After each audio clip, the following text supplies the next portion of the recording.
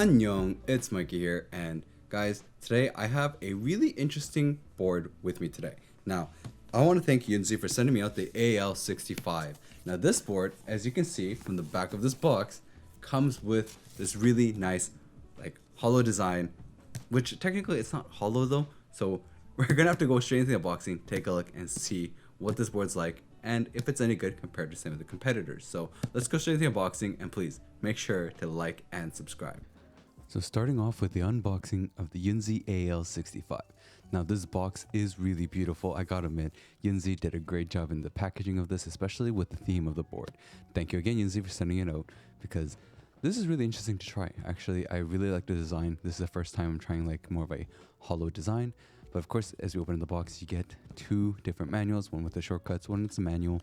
They have a very simple accessories box. I think compared to the rest of the packaging, this specific packaging is kind of mediocre.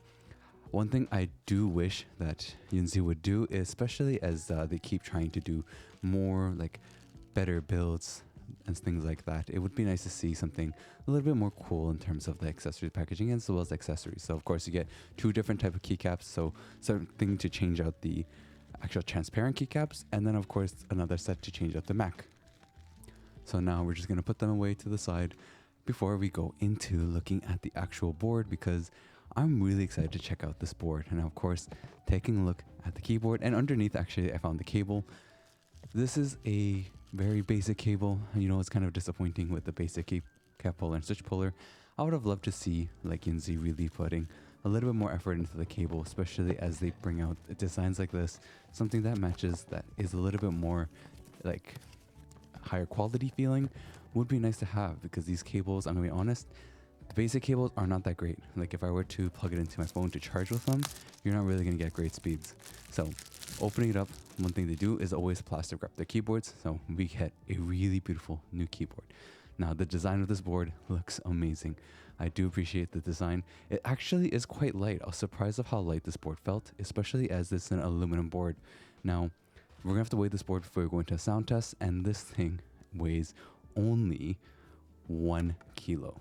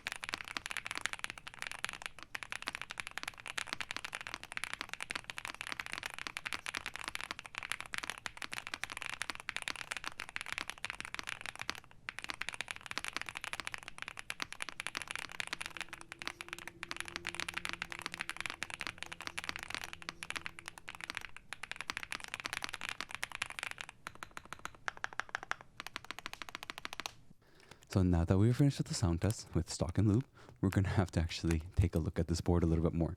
So we're going to do a teardown. And first thing I like to do before I do a full teardown is take a look at the board in terms of the plate. So I removed all the keycaps, and of course taking a look in here, you can see that this is a flex cut plate. So it is a PC plate and it is flex cut. I kind of wish that they would try something different. I would love to see a non-flex cut 1.6.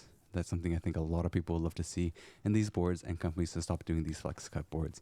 I don't think the flex cut is really necessary anymore, and it's kind of gone past in terms of the fad. Now, this is quite interesting. So there is this LED, there's a plastic section that's supposed to be transparent. There's also a USB port there that's going to be a little bit interesting as well. That's actually not connected to the PCB at all. And the battery is connected as well. So as you can see there, these are separate parts. I'm gonna have to remove all the data cables so that you guys can really see what's inside and how it is built up. So this is quite interesting, actually. This is very different than the other boards that I've opened up, and I see kind of how they were doing this. I do wish that they had a spot for a USB dongle, but I think they actually could have done it, to be honest. I think they definitely could have done it, but unfortunately it's not. So as you can see that the USB port is actually connected to the case itself. So it's a completely separate part that they connected. It's a very creative way to do it in terms of the whole build. But as I said, it would be nice if they added a USB port as well in there so that, you can just store your USB dongles. And as you can see, it is a hollow design. You can go right through it. I honestly wish that they didn't have this LED plastic there. I mean, the plastic that allows the LEDs to go through. It would have been nice to not have that at all. Now, this is the battery, and you get two 4,000 milliamp hour batteries, and they taped it over. So this is a design aspect that I kind of wish could have been done differently. I personally think if you're going to make a board that is a little bit more feeling premium, you probably could have done a metal plate right there instead that's cut out nicely to fit perfectly in that spot to cover the batteries instead of doing tape. I think if you want a clean design, don't just tape it over. It's like a very, I would say almost a lazy way to get through it. It would have been just nice to do a nice metal plate there, like a weight that just allows for that spot. Now, this is the stabilizers, and it's a plate-mounted stabilizer. It does come slightly pre-lubed, not amazingly, not a lot. The stabilizers on this board are not bad, but I would say the space bars weren't great either. Now, this back foam that they use, it's just taped onto the back of the PCB, which the back of the PCB doesn't have the flex cuts. I think, again, the foam that they use is kind of on the cheaper side. I see where they are cutting kind of costs, but it would be nice to have that really nice foam that other companies are using a little bit more, to make that premium feel really total. Using a nicer foam would be appreciated. Now, the plate and the PCB are both 1.2 millimeters, which, again, flex cut, they're all going 1.2. Again, I would love to see 1.6s happen. It would be nice to see. Now, I don't think this board really needs a lot of modifications at all, but it is my channel. I like to do a little bit of modifications just to show you guys the possibilities you have once you buy these boards, because once you buy them, maybe it's not perfect and you want to do something to make it more what you like in terms of sound. So doing one layer of tape mod only, we're going to fix up the stabilizers because these spacebar ones just have a little bit of ting to them that I'm not a big fan of. I use this specific Krytox, this 205, and it's just in a syringe, and then I use a syringe to fill in the stabilizers. I will have it linked in my descriptions for you guys so you can grab it.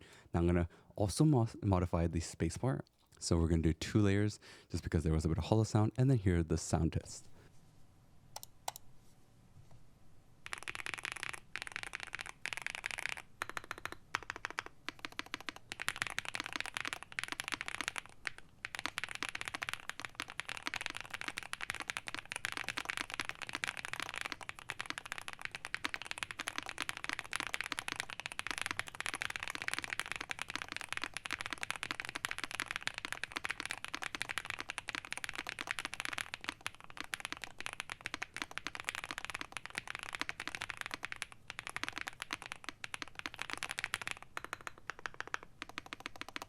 Now, we've done the sound test, teardown, unboxing, and even modding the AL65.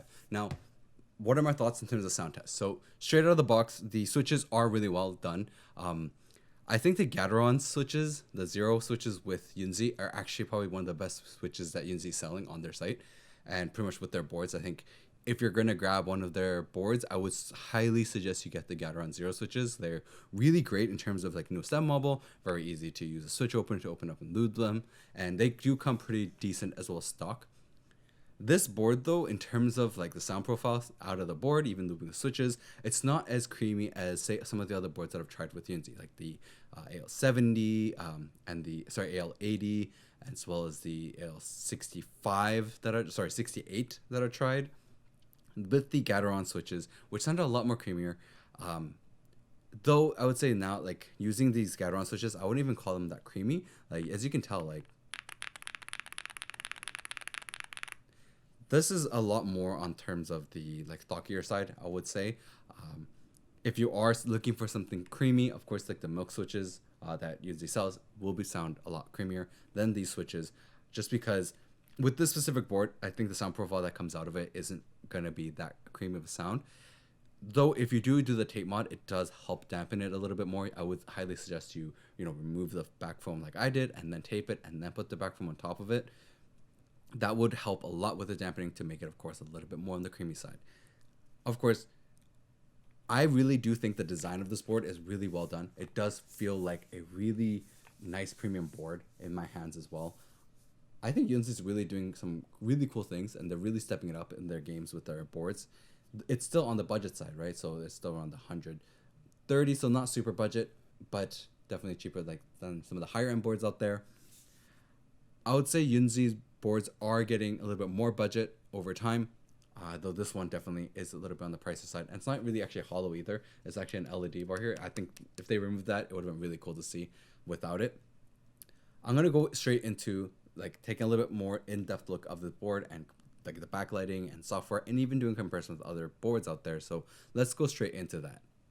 So going right into the design aspect, this design is beautiful. I think though that they really could have removed that LED spots, though I think it is nice. Like having it on the side, I see why they did it. Like the front and the side aspects look really, really clean, and it really does look super nice. The design on the black is super, super sleek. I think this though, like the transparent keycaps, they could probably use different designs on there. I think just going with the basic plain like delete, home, page up, page down would have been nice to have. The back design also is just very simple, clean, no like weight or a mirror like they normally do with the Yunzii boards. I think just like overall, there's certain things that I would have just changed in this, right? Like having the transparent keycaps is a good detail. Having it with the like lighting up as shown here, like the sides and the top, they all are really nice and sleek. Just I think they could have just done the line of LED only, and then the back hollow spot really be hollow. Have the transparent parent keycaps actually have like just a regular, lettering. Would have made this even more sleek, and would have been a design that I personally would have loved and enjoyed even more. Now, as you can see there, the LEDs on these things are bright, so you're getting, LEDs up. You're getting a lot of RGB coloring from them with like everything from this board. It is super nice and bright. In terms of the switches, as I was mentioning, there are pretty thocky, right? I would say like when I tried it in the AL68, it sounded more creamy. In the AL65, it definitely sounds a little bit more thocky than creamy. Now, in terms of gaming performance wise, this keyboard does work really well. I did use it in the office. It wasn't too loud as well. Like I didn't have any feelings of like, oh, maybe I'm too loud in the office. So the switch inside this board is the Gateron Zero Linear. So this is a Gateron collab with Yunzii. I think this is one of the best switches that Yunzii has ever created, and Gateron gotta give them like props for this, because this switch is incredibly nice. Like one thing to note, the lighting on this, we're gonna do a backlighting test, and I'm gonna explain a little bit more to you about this. It's not the greatest, but we have very little stem wobble on this thing. It's incredibly smooth. I would say hand looping it makes it even feel better. But this is a really well done switch. Like gaming wise, I didn't have any issues with it, and it felt super, super good.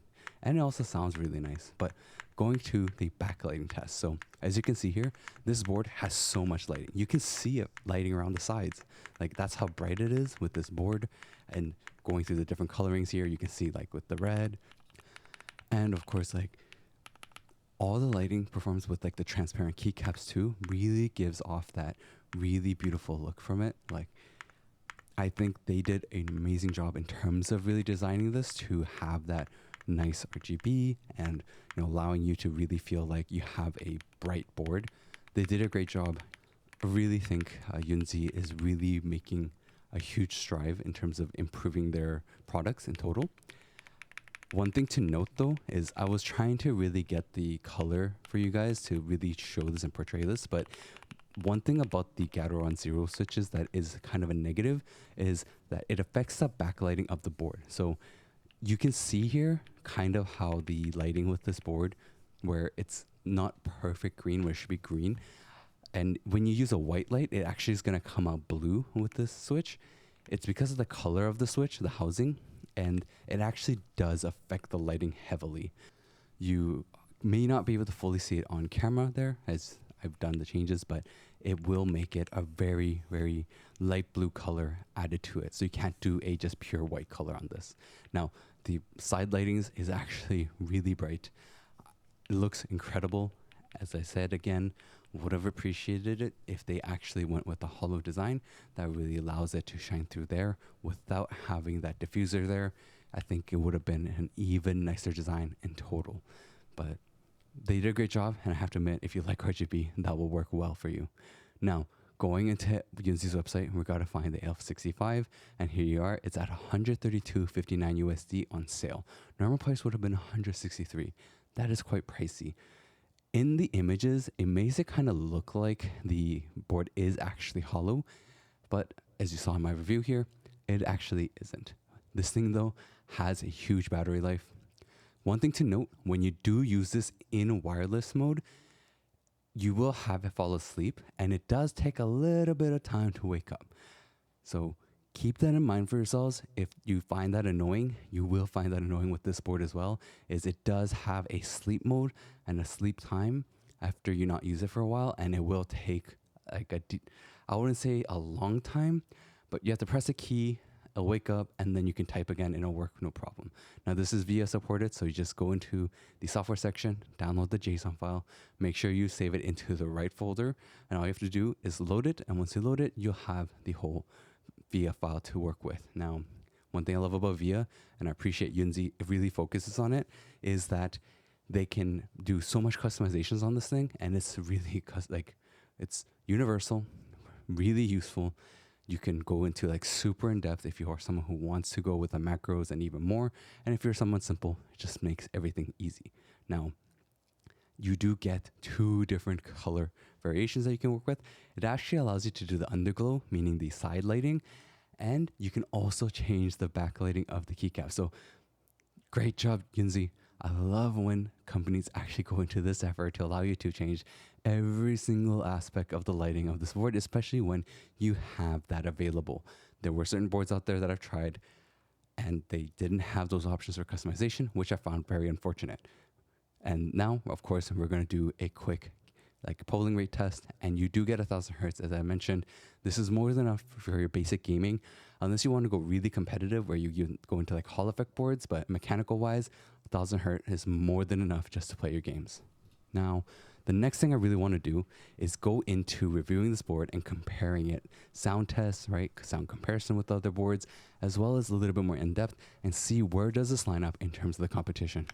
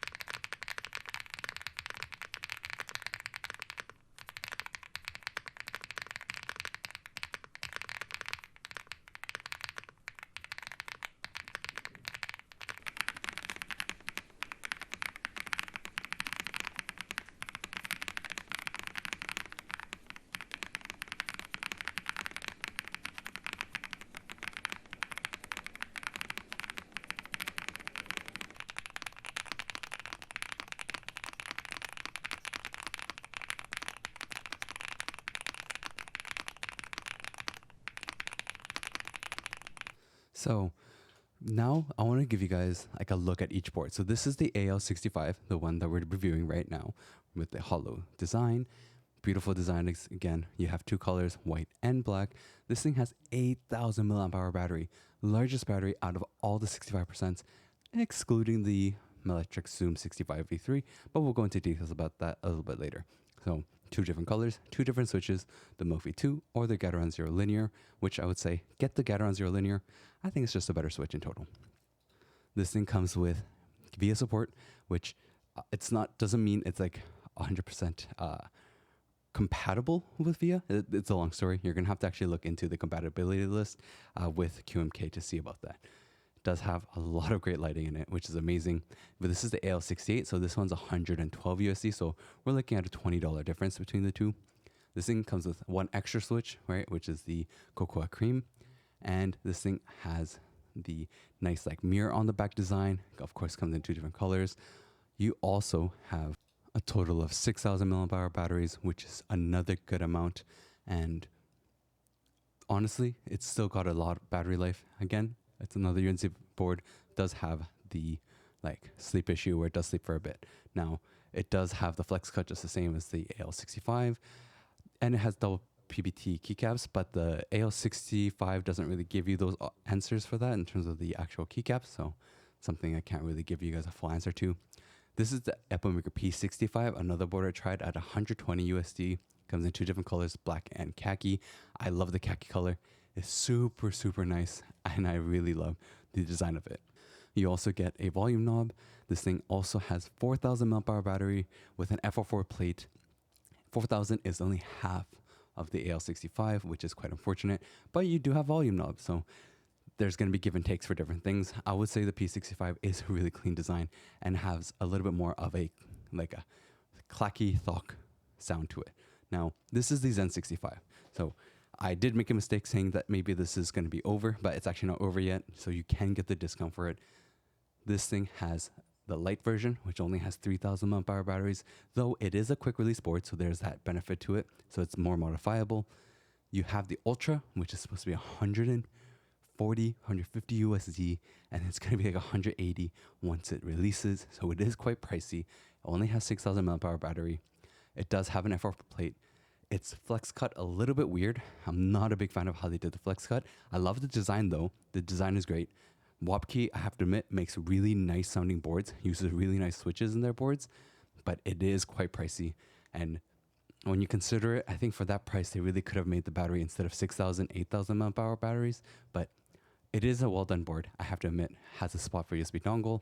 It is a more on the premium side board in terms of like specifically that brass one. Wow, I would love to have tried that one because it would have been really cool to see, or the copper version. Now, this is gonna have a like FR4 plate with the KO switches, and I think that it's still kind of pricey, right? If you're comparing it spec by spec.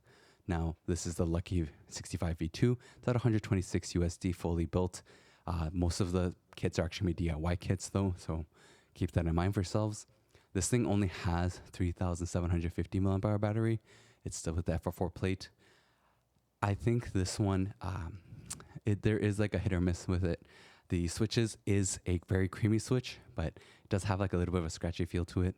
The Zoom 65 V3, as was mentioned before, it is a DIY kit, so you don't get keycaps or switches with this at 200 USD.